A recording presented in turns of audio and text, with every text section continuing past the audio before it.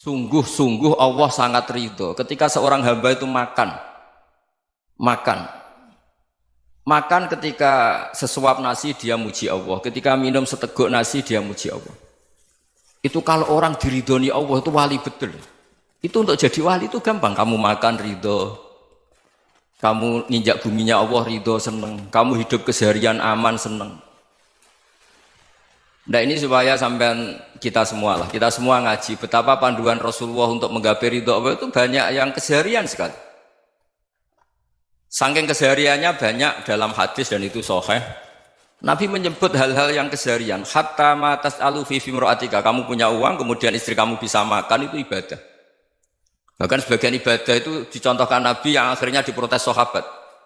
Yaitu wafi buti ahadikum sodakoh, kamu menggauli istri kamu itu ya sodakoh. Sampai sahabat bilang yang benar ya Rasulullah.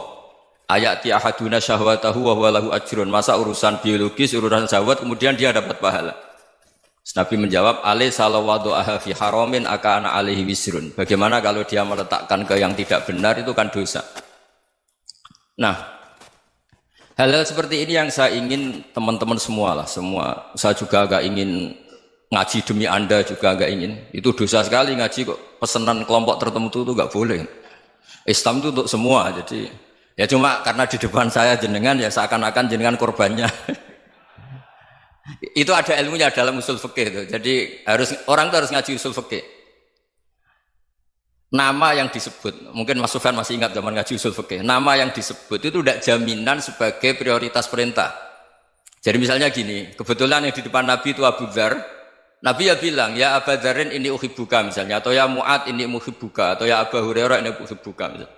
Banyaklah riwayat yang Nabi nyebut ya Aba Dzarin, ya Mu'ad, ya Aba Hurairah.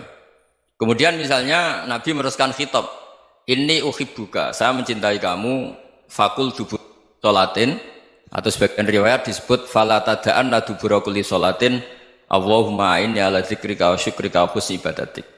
Saya mencintai kamu, siapa saja. Mu'ad bisa, Abu Dzar bisa siapa?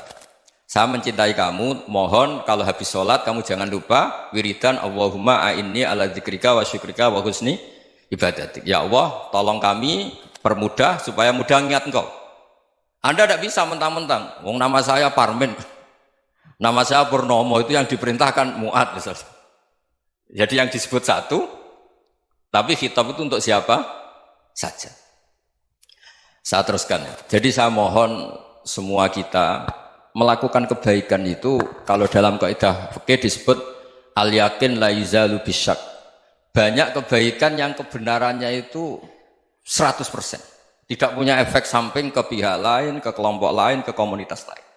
Itu tadi misalnya Anda makan dan itu murah sekali, hanya butuh satu piring. Setiap punyaan kamu muji Allah, setiap minum kamu muji Allah. Itu redaksinya Rasulullah SAW disebut Allah sangat ridho ketika seorang hamba makan, kemudian dia memuji Allah. Atau minum, kemudian dia muji Allah. Logikanya gampang, negara seperti ini yang kamu harapkan bentuknya kayak apa, mertua, ipar, komunitas, tetangga. Itu nyata terjadi itu kan belum pasti. Sementara yang mesti terjadi adalah kamu butuh makan, kalau tidak mati. Butuh minum, kalau tidak mati. Butuh bumi yang nyaman ditempati, kalau tidak kita juga mati. Sebab itu Allah kalau menyebut nikmatnya itu hal-hal yang keseharian. Alladzi at'amahum min ju'. Allah itu siapa? Allah itu yang menciptakan kamu bisa makan. Tidak berlebihan. Allah itu yang menciptakan kondisi sosial itu ideal. Zaman Nabi itu ya ada orang munafik. Orang-orang pilihan Allah itu juga diuji orang sekelilingnya yang macam-macam. Semua diuji sesuai konteks zaman dan waktu. Nah, tapi ada ibadah-ibadah yang selalu disarankan Nabi. Sampai Nabi itu pernah ditanya, ayul islami khairun ya Rasulullah, Islam terbaik itu gimana? Jawaban Nabi itu unik. It'amut to'am. Islam terbaik itu ya makan-makan, yang santai-santai. Ketika Allah menyebut beberapa kebaikan, falak tahamal aqobah wa ma adrokan Allah mal aqobah. Terusannya apa? Fakku raqobah. Terusannya apa? Au it'amun fi yaumin di masghubah. Ya itu acara makan-makan itu juga Islam. Kenapa? Ya bayangkan kalau tidak ada makanan, kita mati kan? Kondisi sosial tidak ideal itu Anda masih gak apa-apa. Tapi kalau Anda tidak makan, Anda tidak minum, Kamu punya istri cerewet masih bisa hidup, punya mertua cerewet masih bisa hidup. Tapi kalau tidak makan bisa mati. Berarti penting mana istri sama makan? Penting mana? Makan. Semoga istri Anda dengar, nanti kamu disuruh makan tapi pulang deh. Itu kalau dibahasakan makan masih memahami. Penting mana nasi satu piring dengan istri. Nggak ada nasi mati, nggak ada istri belum mati. Penting mana? Gak berani jawab kan? Nah, ternyata Anda ada garang kan di depan istri. Jadi saya mohonlah, mungkin Mas Sufyan Sauri tadi yang bisa bantulah. Teman-teman tuh ngaji yang keseharian saja. Karena kita nyari ridha Allah itu berdasar firman Allah. Dan firman Allah itu menyebut keseharian tuh riang, gampang. Yaitu tadi misalnya wa min ayatihi manamukum bil laili wan nahar. Termasuk ayat-ayat Allah itu kamu tidur. Maka dulu itu ada guyonan, ada tokoh Mu'tazilah, kelompok dalam Islam yang berpikir manusia itu bisa menentukan ikhtiarnya sendiri. Karena saya bisa duduk, ingin berdiri, berdiri. Karena kelompok ini nggak terima kalau semua kehendak Allah, nanti bagaimana kalau semua kehendak Allah kok ada hisab ya, ada sanksi. Lucunya itu, dia akhirnya, ini cerita ya, mencintai seorang perempuan, cantik sekali. Dan itu dia menjadi ahli sunnah itu oleh hal-hal yang sepele. Karena istrinya cantik, ya namanya suami istri itu hubungan intim. Terus ditanya, Mas, masih ingin lagi? Masih. Silahkan diulang lagi. Wah ya tidak bisa. Katanya manusia bisa menentukan yang diinginkan. Itu tobat itu. Itu nggak bisa ditobatkan Mas Sufyan Ats-Tsauri. Orang cantik yang mudah nobatkan orang itu orang cantik. Segampang itu. Akhirnya kita tahu, makanya kalau dalam kitab Hikam itu disebut al-aqil mayyakul madza yaf'alu wa hubi wal ghafil mayyakul madza af'al.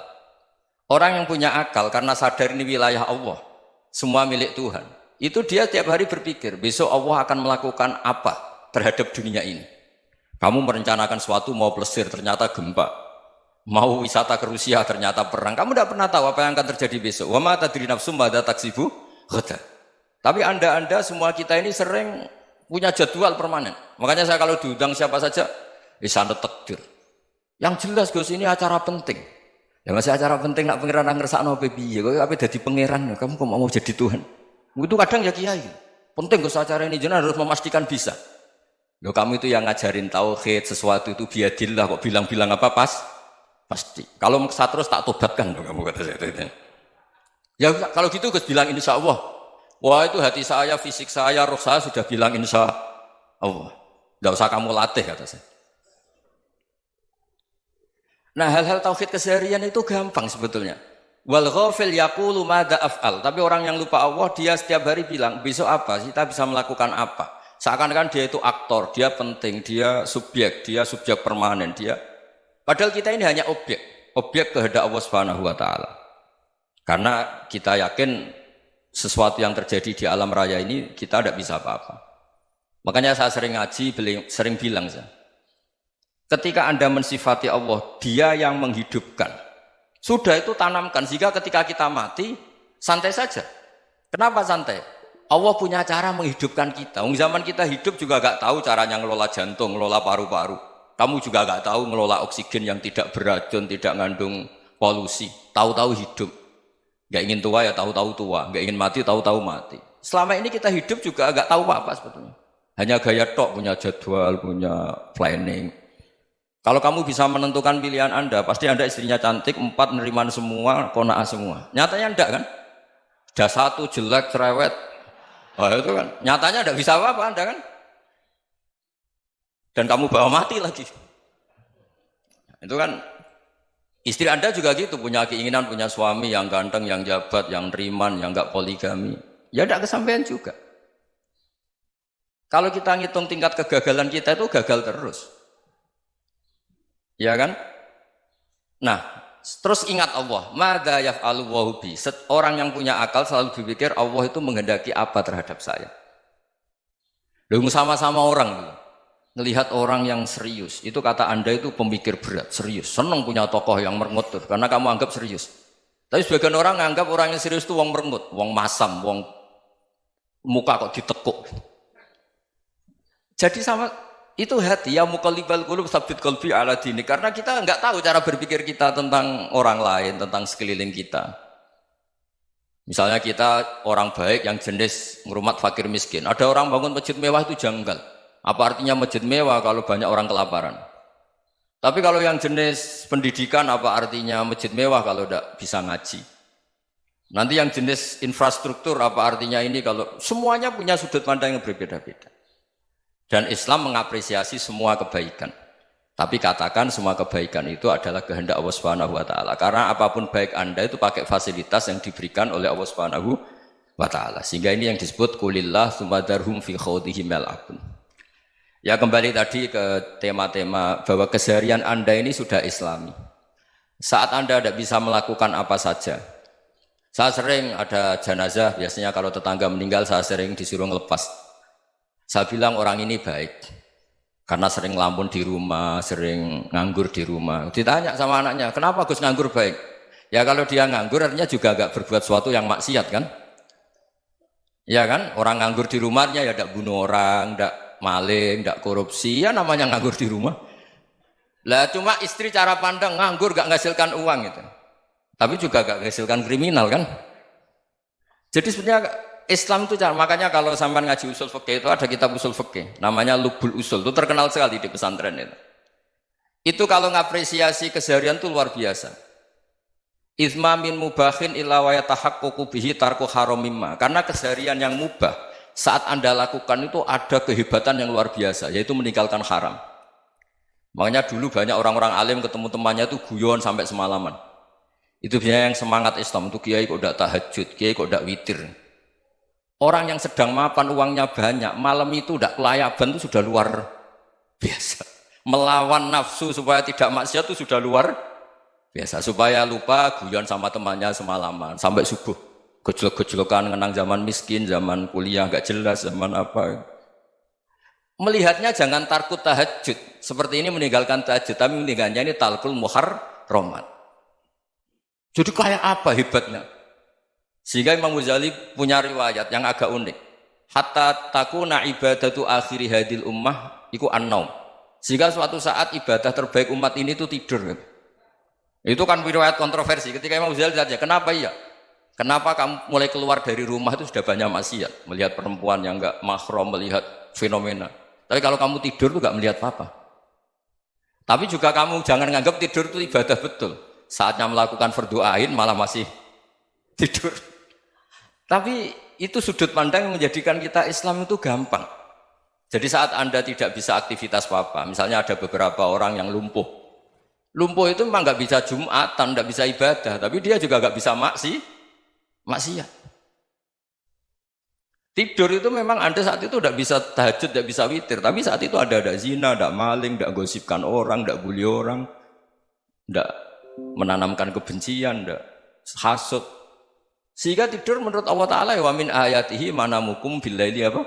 Wan-nahar. Karena di tidur itu selain ada unsur istirahat, jaga kestamina, juga ada unsur meninggalkan beberapa keburukan. Nah saya mohon ibadah yang keseharian ini kita jaga. Supaya kita semua baca ayat itu fasih. Fasih itu tertanam di hati. Allah itu siapa? Alladzi at'amahum min ju'i wa amanahum min khauf. Dan Allah kalau cerita di Quran itu anna subabnal ma'a subba summa syaqaqnal ardon wa syaqqa fa'ambatna fiha habba wa inaba wa qadba wa zaituna wa nakhla wa hadaika hulba. Kamu tahu saya ini siapa kata Allah? Saya ini adalah Tuhan yang menurunkan air, kemudian ada tanaman banyak. Habba wa inaba wa qadba, ada zaitun, ada tin, kalau orang Jawa mungkin ada tela, ada padi, ada mangga, ada pisang. Sudah. Wa inaba wa zaituna wa nakhla wa hadaika hulba. Ada perkebunan yang lebat. Tujuannya apa? Mata Allahkum, silahkan kamu pakai, kamu nikmati. Tapi karena kadang kita ini punya ide-ide besar. Tadi untuk syukur saja nunggu punya istri riman, rumah baik, tetangga baik, komunitas baik, semuanya baik baru syukur. Lama-lama nanti ada di surga, syukurnya nunggu surga paling kelas A. Itu sudah ada yang menghuni Rasulullah, kamu nggak boleh di situ. Masa untuk syukur saja? Repotnya Masya Allah. Jadi mohonlah Quran yang kalau Anda hafalkan juz sama itu kan ada ayat-ayat yang kayak tadi. Ya, fal yang dzuril insanu ila ta'ami. Coba lihat Apa yang kamu makan ya? Dari mana? Dan untuk mempertahankan hidup kamu keseharian. Jadi jangan kira ibadah itu harus membentuk komunitas yang versi Anda. Ibadah itu harus hal yang mulu-mulu. Kesehariannya Anda alami. Loh ini saya tidak bikin-bikin. Saya ngaji bukan karena berdasar pesanan. Itu ayat yang saya bacakan betul ada ayatnya kan. Fal yang dzuril insanu ila tu'ami anna sababnal ma'a sabba thumma syaqaqnal ardo syaqqa fa ambasna fiha habba wa inaba wa qadba wa zaituna wa nakhla wa hada'iqa ghulba. Terusannya apa? Mata'al lakum, silakan kamu nikmati. Mata itu silakan kamu nikmati. Ya kayak sampean dikasih hidangan ya makan. Ya sudah makan, habis makan ya minum, habis itu ngantuk ya tidur. Ya sudah normal-normal saja.